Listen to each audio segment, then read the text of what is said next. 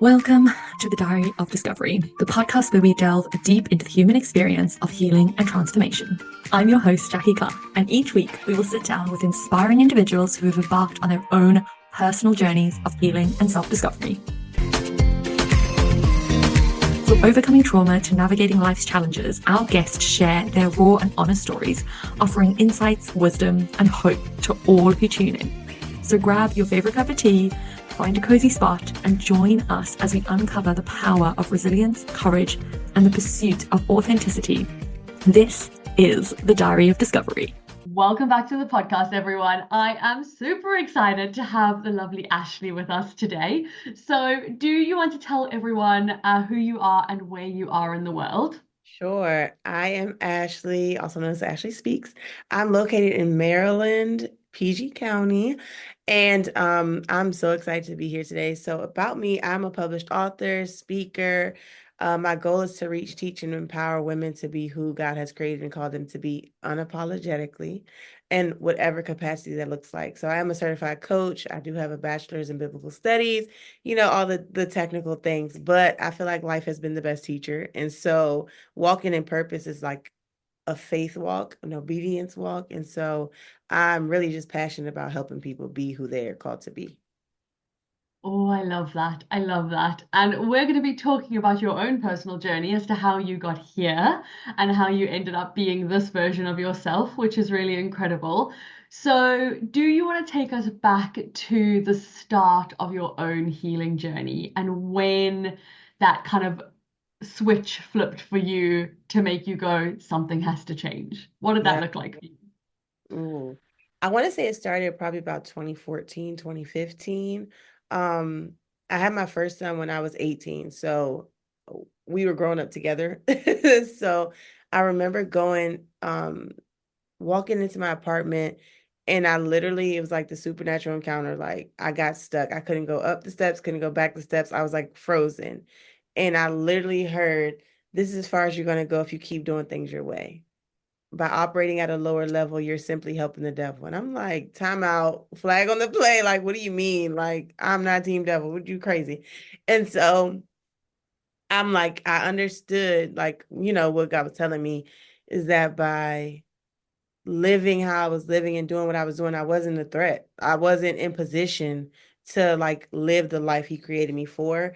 And so prior to that, I started feeling like there has to be more to life. Like I started feeling like somehow, some way I was settling. I don't know why. Like, I was going to work. I had my son. He was in daycare. I was doing the things that you're supposed to do, but I didn't feel fulfilled in it. I didn't feel like I was actually like alive. I felt like I was existing and not living.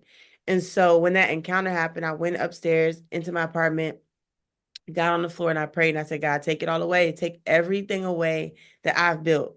Anything in my life that I've done that is not in alignment with who you created and called me to be, then I surrender to you. Like it got to the point where I was like, you can even take my son. Like I know how I got him, may have not been in your plan, but if that's what you got to do, I was desperate to live the life that I was like sent here to live.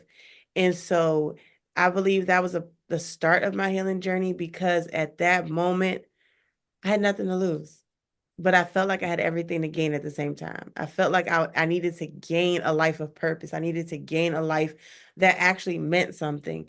And so that was like the kickstart. Like there's something missing, there's something that needs to happen. And that prayer literally changed everything. I Yeah. love that. Oh my gosh. Okay, so that's incredible as a kind of like starting point and just that complete surrender of like, whatever this needs to look like. And what did you have to accept about yourself, embrace about yourself, realize about yourself in order to get to that point of just complete surrender? Yeah. I think understanding that we are all not here by happenstance, right? Like it's not that we just decided to walk into the earth. Like, no, that's not how it works. And so when I started realizing, like, wait a minute, I was created for something. I was created to do something. I'm here for a reason. In my first book, I said, if you have a pulse, you have a purpose. You're here for a reason to do something, to become something. So your life needs to show and reveal something, right? And so I think the realization of I'm settling, like there has to be more. And I started reading and getting like really close to like God. And I started, I think at that time I was like applying for like schools and things like that. Um, I just got real serious about trying to figure out, who God called me to be and created me to be. And I remember um I had a friend from middle school like came back into my life and we were like, trauma bonding, I guess, right? And she was like a know-it-all though. And so I remember her saying, like, I believe in a higher power, but I don't know about the Bible because people wrote it. And I'm like, okay, I can understand where you're coming from, right? And so I'm like, you know what? I'm not even about to argue with her today. I'm not about to go there. I don't got the energy. And I like got like this anger, like let me not even anger, like excitement, like I know who has the answer, and I'm gonna go find out for her and let her know and shut her down for once, right? She thinks she know everything, but in this area, I know the truth, right? So I went home and I prayed. I said, God, show me how you use people to write the Bible, so I could tell this girl the truth, so she can know that you real. Like, let me know how you did it. In the next 5 days, I wrote my first book. Was not the answer I was looking for. I had a whole other book that I was like ready to send to a publisher, like it was like a ready to put a bow on it type done. But again, that was a me thing. It wasn't a purpose thing. And so those kind of encounters shifted my perspective and shifted my desire. It kind of ignited the fire, fanned the flame. Like I think that's where my passion for people really came. So Amazing. Oh my gosh. It's to hear when people say to me that they've like written a book in 5 days or, done something that is so remarkable in such a short space of time. It can only be purpose-led. Like it can only be. There is absolutely no other way that something could make its way out of a human that quickly without it having some kind of like bigger purpose behind it. So I think that that's always so remarkable to hear people, share those encounters, and it's really, really incredible. So I guess my kind of question then is what happened after? So like after the prayer, after you said, you can take anything that you want, what happened? Like how did life change? life got lonely. Life got quiet. Life got different. Life got challenging. I feel like I was going through that Elijah and at the brook experience. There's the prophet Elijah in the Bible, like there's this point in time where he goes to the brook and it's just him and God, and like the ravens are feeding him, which is like crazy against like science and nature because birds don't bring you anything. They take everything from you. So the fact that a raven was feeding him, bringing him bread and stuff, like I felt like that. Like I felt like I was alone at the brook and it was just me and God and my son, of course, he needed me. And so I feel like during that season, I was literally developing, building my relationship, right? So I have one of my youngest is 1. And if I were to call her right now, she would come banging this door down, right? Because we have a relationship. She knows my voice. We have a bond. So she's going to try to figure out, okay, what does mommy need? Same thing with God. I was praying, I was fasting, I was reading, like I said, I went to school, I was doing the things to build my spirit up. And I began to learn and identify God's voice even more. Right. So it's one thing to like do this faith walk and it's just you. That's cool.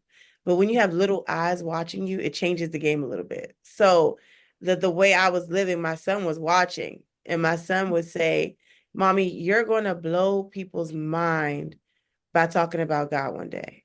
And at the time, he was like 5. And I'm just like, sir, what? And he's like, Mommy, you're going to be on TV. Mommy, you're going to do this. You're going to do that. And every time I was like ready to give up, like he would come with something. Like Mommy, can we pray? Like all these things. I'm just like, who is this child? Right. And so even now, he's like a super encourager. He's just like, he'll tell kids, my mommy, she writes books and, she's going to be on TV. And I'm just like, Daniel, do not do that. Don't do that. But it was just that season of understanding and development, right? And when I wrote the first book, I had a vision about like a battlefield. And I feel like what the Lord was showing me was like the things that you're going through in life prepare you for your purpose. The things that you think are working against you, the stress, the worry that you're allowing into your life, you think that it's me punishing you, but I'm really trying to build something up inside of you. I'm really trying to get something out of you. And so when I shifted my perspective about, okay, wait a minute, these things aren't happening to me, they're happening for me. So I need to understand that it's actually helping me become a better person. It's helping me become a better mom. It's preparing me to be the wife that I wanted to be one day, right? And so I don't know where I was going with that, but listen, this is something. And so I think that season, that stage, helped me to develop the necessary resilience, the necessary grit, the necessary mindset. So now there's like really nothing that can come that will knock me off my square for too long. I like that distinction. Nothing that will come that will knock me off for too long. Because Mhm. obviously life still happens. Like things still get in the way, things still happen. It can still be challenging. But actually, when you've got the foundation in place, it can be so much easier to not stay off your foundation for too long and have that thing that you can step back to and say, actually, I can pull myself back into center really, really fast. And I feel the same, like with my own journey. Things used to knock me for so long. Something would happen and I would feel off kilter for, weeks, maybe months. Whereas now it's a couple of hours and then I can pull myself back and go, oh, actually, okay, I'm back to where I need to be. Like, this is fine. We can move forward now. So I think that that's a really, really interesting distinction for people to understand that just because you heal, it doesn't mean that everything is then just fine. It's just easier to move yourself back to where you need to be each and every time that you come off. So I think that that's a really beautiful distinction. And I guess I'd like to know, were there any moments that you can like vividly think about where you felt like you couldn't make it, where you felt like it was too hard, where you felt just like, why me? Like, why now? What is going on? Yeah. And, what were those moments for you? Whew, I feel like there were a lot of those moments. During that time, we went through a lot. I ended up moving to North Carolina for 2 years because I felt like that's where God was telling me to go. Like everything pointed that way. I still spoke at a conference down there, and everything after that was like, go there, be there, you need to be there. And so the moments that really rocked me were sleeping on somebody's floor that I had just met, like my son literally, like he's sleeping on the couch, I'm sleeping on the floor, we're trying to figure this thing out, like I'm trying to enroll him in school, I'm trying to figure, I only had $600, it didn't last long.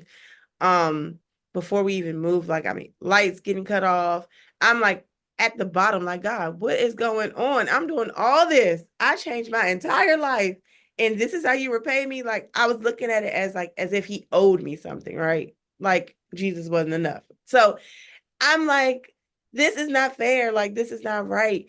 And those kind of moments, I battle with suicidal thoughts. And so there were moments where, I'm driving the car, my son in the back, and there's an 18 wheeler, and I just feel like, okay, well, why are you even here? There's no point. Y'all came down here, nothing's working. Just get rid of y'all. Like, just cut him off. He'll hit you. You'll be gone. Nobody cares. Nobody's gonna miss y'all. Like, literally, these are the thoughts I'm battling. And so I feel like my fight is always a mental fight. That's how I get challenged. That's how I get pushed off my square with the thoughts that are like bombarding. The thoughts that are like, you can't really do that. Are you sure? Like, who are you to like think that you can actually help somebody, think that you can change something? So I feel like the moments where it got dark are the moments where I realized, like, you know what? It's really just me and God in this thing. And so I had a choice. I could either just stay there and wallow and let my feelings bully me and let my emotions take over, or I can feel them, acknowledge them, and surrender them. And so I've learned that I'm not powerless. I've learned that I actually have a say in this healing journey, and understanding that it is a journey. It's not like check it off my list. I've made it. I'm healed. I'm perfectly great now. Like, oh, the birds are singing. That is totally for social media. They lying. It is not legit. So understanding that life's a journey, healing is a journey, and it's just something that we have to go for the ride and understand that there are checkpoints, but it's not like okay, you've done it, you've mastered it, you got this, because something is always going to come to challenge what you think you know and to challenge the level that you think you graduated from. And so my question to people is always, well, how are you going to show up in that moment? It sounds good, but you need to have a plan. You need to have a mindset that, yes, I'm expecting things to happen, but I'm not, calling the doom and gloom. There's a fine line that we have to like balance, find harmony in. We have to figure out where that space is. We have to have tools, whether it's a gratitude journal, whether it's a regular journal where you write your thoughts, whether it's um a mentor, a friend, somebody that you vent to, whether you just recording videos and it's just your personal video diary. Like, we have to find outlets to let this stuff out or we'll literally just fall to our demise and get distracted, which is what the enemy wants us to be, off of our square completely. And so being at the bottom for me looked like being like tormented in my mind, being conflicted within myself, understanding like I'm not the sum total of the mistakes that I thought I made, understanding that I can do something about, I can't change my past, but I can make sure that I'm better today for the future me, for my children. And so the bottom, I was living out of a storage container at one point. And then it's just I moved and ended up sharing a townhouse with somebody who was like completely a manipulator, completely a user. Like, she just wanted, it was crazy. That's a whole nother podcast for a whole nother day, is to identify the people that are just trying to, ugh. So either way, my 6-year-old niece ended up coming to live with me at the time. And so now, instead of 2 of us in the room, it's 3 of us in the room. So I'm back on the floor. My niece and my son are in the bunk beds. We share in the room. And I remember just like having this bin that I used to keep all my stuff in when we were sleeping on the floor at the other house. And I remember taking a picture and making a post on social media about like, this is where all our stuff was. Like, this is how we were living at a time. And it was out of obedience, because I felt like, not even I knew God was calling me there, but I didn't know what he had planned for me there completely, because as soon as I got there, on the way driving, I'm like, where we were going to live fell apart. The very next day, the girl that we were staying with, she got fired.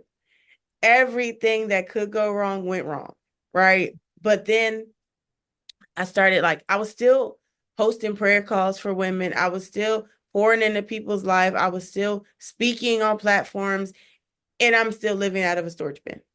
So I'm like, this is not adding up.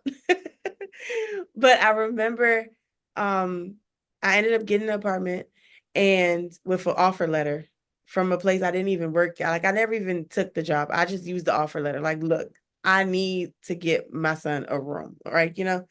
And so I remember it was a time where I was trying to like find a new job, and it was in between. I'm like, I got to figure out how we're going to pay for this rent. Like, this is crazy.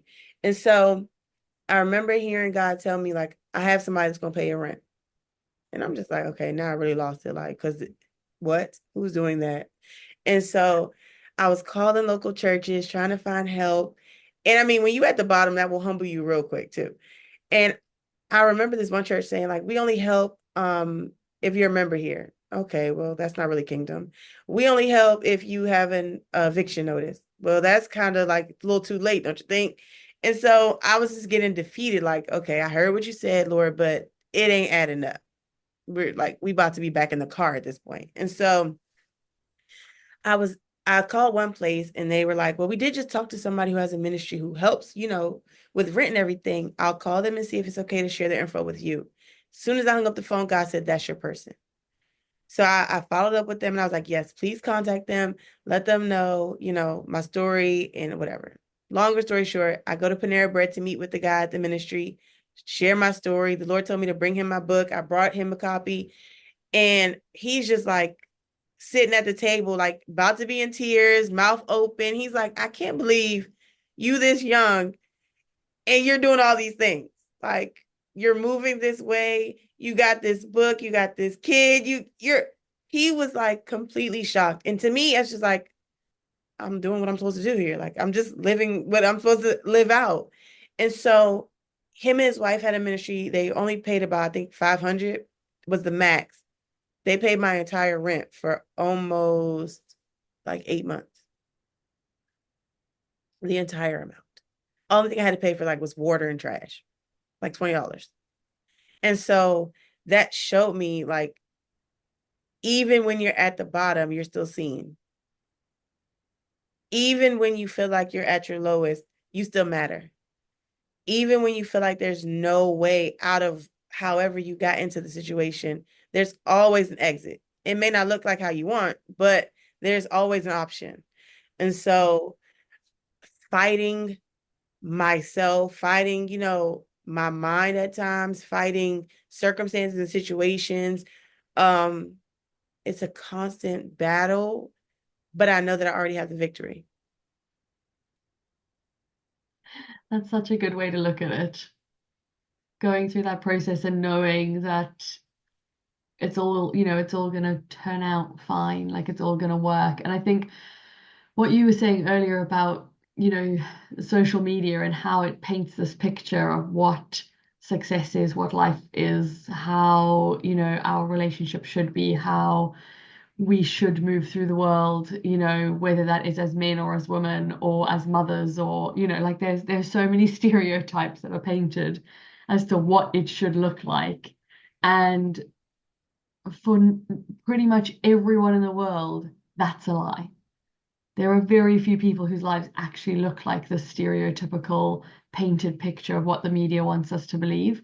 And the more that you look at this and you talk to people and you get to know people and you build relationships and you actually research and just discover and go through this journey, the easier it is to actually see the lies that are painted, the easier it is to look at things and go, I know that that's not the truth. I know that isn't actually how it really is, or, how it's going to be for me, or whatever that kind of like version is. And I always like to ask people, what was the biggest like outlook change or belief change for you as you went through this journey? What was like the biggest shift in how you thought life was versus how life actually is? I feel like I've constantly had those shifts. Like I said, I feel like people like in different ministries and places, like they would always see my gift, right? They would see, oh, she's called to do this, she's talented in this, she's gifted in this, oh yeah. And they would try to like pimp me for my gift, right? Oh, our ministry could use her for this, like she could do this. And it's like, no.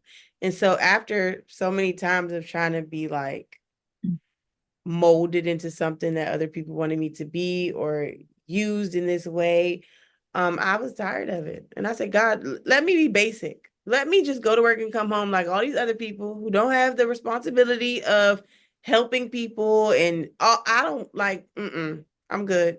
Like, why can't I just be basic and be content like they are? And he's like, listen, I I was so tired of like people hurting me and people leaving and people just being peoply. And he was like, listen, I created the people, but they have their own actions. They have free will. So if they mistreated you, if they mishandled you, it wasn't because I told them to. That was a choice that they made, right? And so I think the shift in understanding that people are peoply and people are going to do what they want to do. And you just have to understand where somebody is. And if you're choosing to allow them to be a part of your life in any capacity, is that something that you're willing to accept? Because we can't change them. We can't make decisions for them, but we are responsible for us. And we're responsible for who has access to us. We're responsible for what we give people. And so the biggest lesson I would say is just understanding that you can't force somebody to be who they aren't. Mm. And so I think like with my daddy issues, my rejection issues, my abandonment issues, all those things, it kind of taught me to not to glamorize people, because you're always going to get hurt. You're always going to get let down if you put people, on pedestals where they don't belong. Like essentially you're making idols out of people, and we know God doesn't like that. So I would say that's one of the lessons that I've learned, was that people are people, and there's no need to, like we just talked about social media, the highlight reel. We think everything is just so perfect for some people. They got it all figured out. And what they really do is just have batched content. They just had a scheduled moment like that they let you in on. That's not their real life. And for some, like the very few people that are really living it out, we like them. But for the majority, it's all planned. It's not authentic. It's not real. It's just to benefit them in some way, right? And so, yeah, the biggest lesson is the people, sometimes they will hurt you, intentional, unintentional, but it doesn't diminish who you are and what you're building and what you're establishing and what you stand for. So I think that's why it's important for us to know, what are our deal breakers? What are our boundaries? What are we willing to accept? What are we not willing to accept? And understanding that, yes, people can grow, people can change, but people are always going to show you who they are. And I feel like as women, we always can see potential. And I like to teach about how there's a difference between having vision and sight. Sight you can see in front of you, vision you see beyond. And a lot of people only have sight. But most women, we have vision, right? We see beyond the situation. And so it's easy for us to kind of say, okay, they're right there, but I know they can get there. But what if they don't want to get there? What if they're content with being where they are? We have to accept it. And so understanding that Ashley can only control Ashley, and that when judgment day comes, it's not a group rate. It's just going to be me and God up there anyway. That will free you up a whole lot. Definitely. I always say to people that you have to take radical responsibility for yourself. Mm. And that is the only thing that you can do, because you can't take responsibility for anybody else.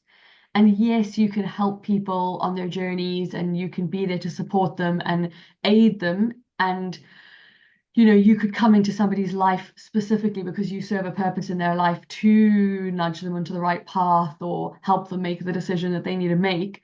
But they have to take radical responsibility for themselves. And you have to take radical responsibility for yourself. So it's not a case of this idea. I have people sometimes talk to me and they'll say, like, oh, somebody in my life is struggling and, I really want to help them fix it. And I'm like, you can't. It's physically impossible. You cannot fix something for somebody else, just like you can't make somebody else happy or make somebody feel like they're whole or make somebody walk their purpose, or none of that is possible. All you can do is for yourself.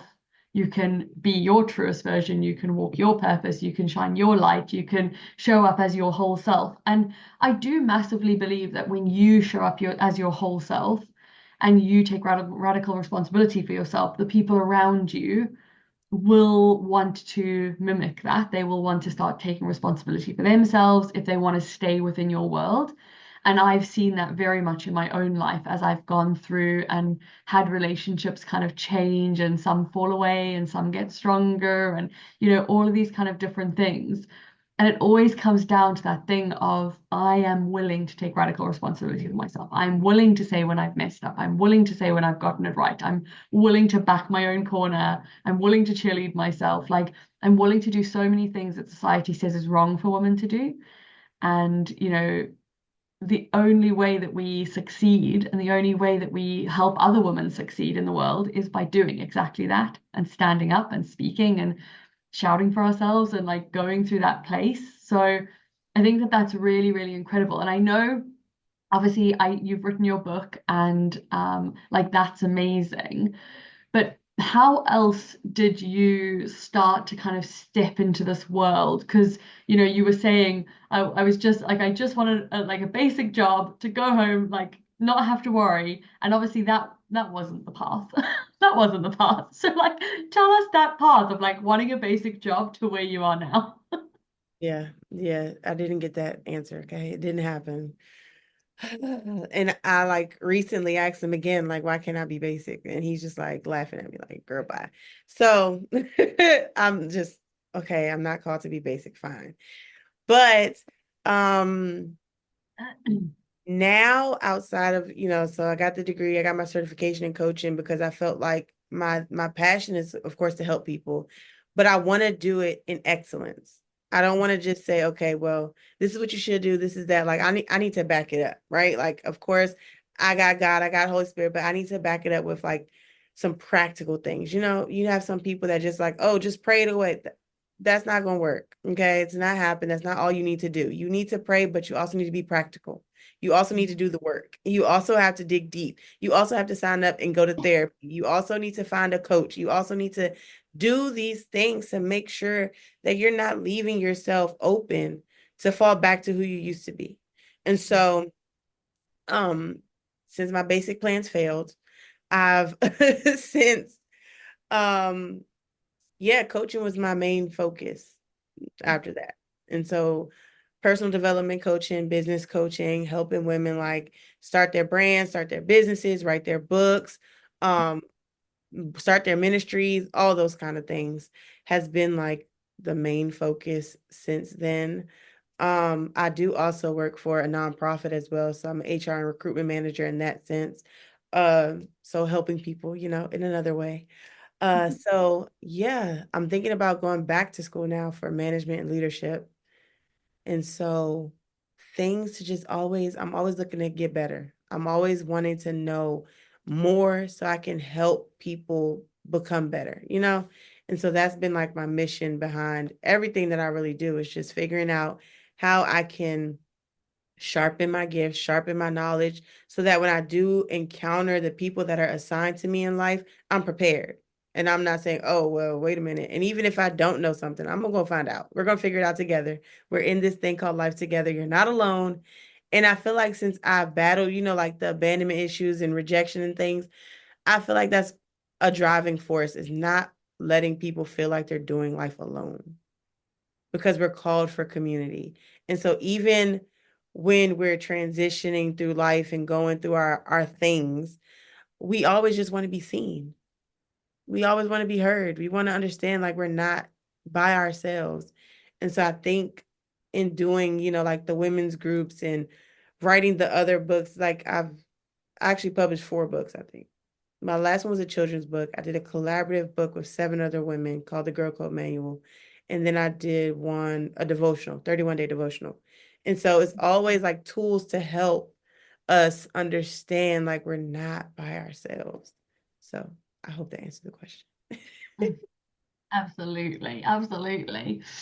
So, what would your advice be for somebody who is at the bottom right now, who is at that critical point of their journey where nothing seems to be working, and we just want them to hold on a little bit longer? What would your advice be for them? My first piece of advice would be find something to be thankful for. Gratitude will shift the trajectory of how you feel real fast. And so practically, I would say type in your notes, get a piece of paper and just write down. If it can't be 3 things, write down 1 thing. I'm grateful for, write it down, whatever that thing is. And then I would say identify who's in your circle. Identify who's around you because I'm a firm believer that everybody's not your friend. I'm a firm believer in everybody doesn't deserve that same level of access to you, right? There's an outer courts, inner courts, holies of holies. The outer courts, people can watch. That's great. Inner courts, they might be able to pull up a chair, get a little closer. But the holy of holies, you might have 1 or 2, maybe 3 real people that can understand who you are at your core and not judge you for your humanity or your divinity. They're not gonna judge you for you being you. But we have to understand that sometimes we have the wrong people in the wrong position and places, and that could push us closer to the bottom faster than we would like. And so identifying your circle is going to identify your environment, and that's going to identify, okay, what needs to change. Now, the third piece of advice would be identify what within you needs to change, because it's always going to start with us, right? And I love what you shared about how the radical responsibility. And it's about taking ownership. This is my life. I'm responsible for me. I feel this way, but it doesn't identify who I am. Like where I am is not who I am. And so even if you're drained, you're depleted, you're giving up, you're frustrated, you want to just like, I'm over it. You have to understand that this is just a moment. And this moment is building something in you that you're going to use later down the line. You may not see it, it may not feel like it.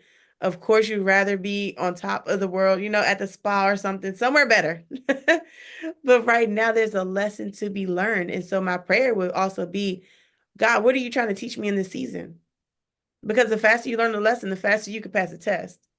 And so, perspective is everything. And if you shift your perspective even just a bit, the bottom won't seem like the bottom for very long. Absolutely. Oh, those are all so, so good and so juicy. Like, yeah, it's incredible. The more healing that you do, the easier it is to see that perspective shift, to see that thing that actually we are so in control of what we tell ourselves and what we believe to be true about what's happening around us. Because what we believe to be true paints a lot of the reality that we live. If we believe things to be bad, they will be bad. If we believe things to be good, they will be good. Like there's such a depth in what we tell ourselves and the stories that we feed ourselves. And as you said, it's always that mental game, isn't it? It's always that mental battle of going back and forth and being able to steady yourself in those battles and pull that perspective in and say, yes, actually, this is the perspective. This is how I need to look at this. Like, yes, it's hard in this moment, but it's going to get easier. Or, actually, yes, it's hard in this moment and maybe it's going to get harder and then it's going to get easier. Like, that's also an option. But I think that perspective piece is so important. And so many people lose that, especially with the world that we live in with social media, highlight reels, everyone pretending like their lives are just constantly wonderful when actually that isn't the truth for so many people 90% of the time. And so many people sit and compare themselves to those tiny highlight reels and then hate their lives, when actually, in perspective, they could love their life so much more if they just looked at things through the right lens. So I think that that's such a powerful kind of concept for people to understand that perspective of everything. So, okay, final question, because I feel like we could talk for ages, but we but we do need to wrap this up at some point. So, final question is, we know that healing is not a tick box. Yay, I'm healed, everything is done. And there's always another level that we're pushing to. And I always love to ask my guests, like, what is that level for you? What is the next thing for you? What are you walking towards? What are you, moving through at the moment? What does that look like for you? I recently got married. So married life is different. So I will say right now, I feel like I've been battling me in a lot of ways, right? It's not necessarily, oh, my husband needs to do this, and that. It's more so like, how can I serve him better? What can I do to make his day easier? What can I do to make us better? Like finding different ways to grow so that I'm making our unit better. And so I've been on that. Like I found a new therapist. I found a new doctor. Like I've been trying to take care of Ashley because as you can see, I pour, pour, pour, pour, pour, and I need to be filled up. And so lately life has been looking like pouring into Ashley. I mean, like the 1-year-old and the 2-year-old obviously need me for everything too. So life has been lifey lately. We have renovations going on. Like we just had the wedding. My 15-year-old just got a job. Like it's just a lot of different things. And my emotions are just like all the changes. But it's all good stuff, you know? And so I've learned in this season to be present in the present. I can't change yesterday, right? I can only prepare for tomorrow, but today needs me for a reason. It needs my undivided attention. So I've let go of trying to be the sourdough mom, trying like this whole craze of like, okay, now you need to make your kids bread, like you need to give them all these liquid vitamins. You got it's just too much. Like it's just too much. Like social media is requiring us to do way too much. And so I've realized that in this season, this is how my life looks, and that's okay. Today, this is how it looks. Tomorrow may be different, but I've given myself permission and grace to grow and to flow. Yes, I can have my schedule. Yes, I have my itinerary, but if we a minute behind, I'm not tripping. You know, like I'm not holding so tightly to what it needs to look like for an aesthetically pleasing highlight reel. I'm not doing that. So I've learned that I need to just woosah sometimes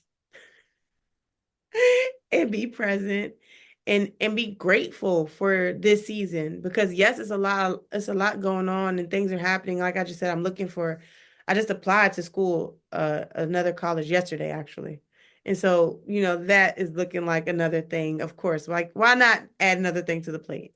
And so, this season, this moment in my healing journey looks like showing up for Ashley and being present, in whatever capacity that looks like.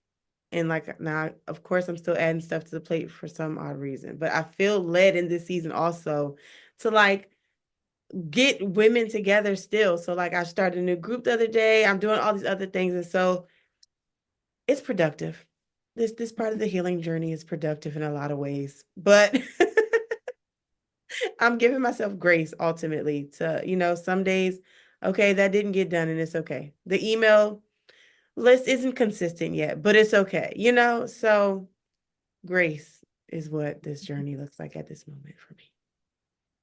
Oh, that's so beautiful. It's so beautiful. And congratulations on your wedding. That's so incredible. I love that.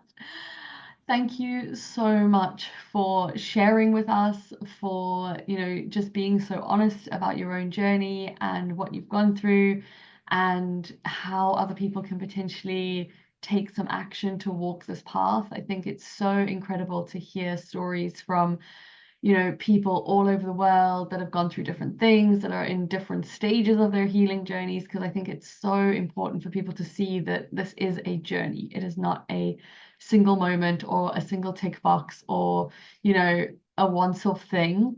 So I really, really appreciate you spending this time with us and being part of the journey. Thank you so much. Yeah. Thank you for listening to another inspiring episode of The Diary of Discovery. If you found value in today's conversation, don't forget to subscribe to the podcast and share it with your friends, family, or anyone else you think might benefit from the stories of hope and transformation. Your feedback means the absolute world to us, so please take a moment to leave a review on your favorite podcast platform. Your reviews help us to reach even more listeners and continue to bring this meaningful content to the world. Until next time, remember, your healing journey is valid. You are never alone, and you have the strength to get through this. Keep shining bright, and we'll see you in the next episode of The Diary of Discovery.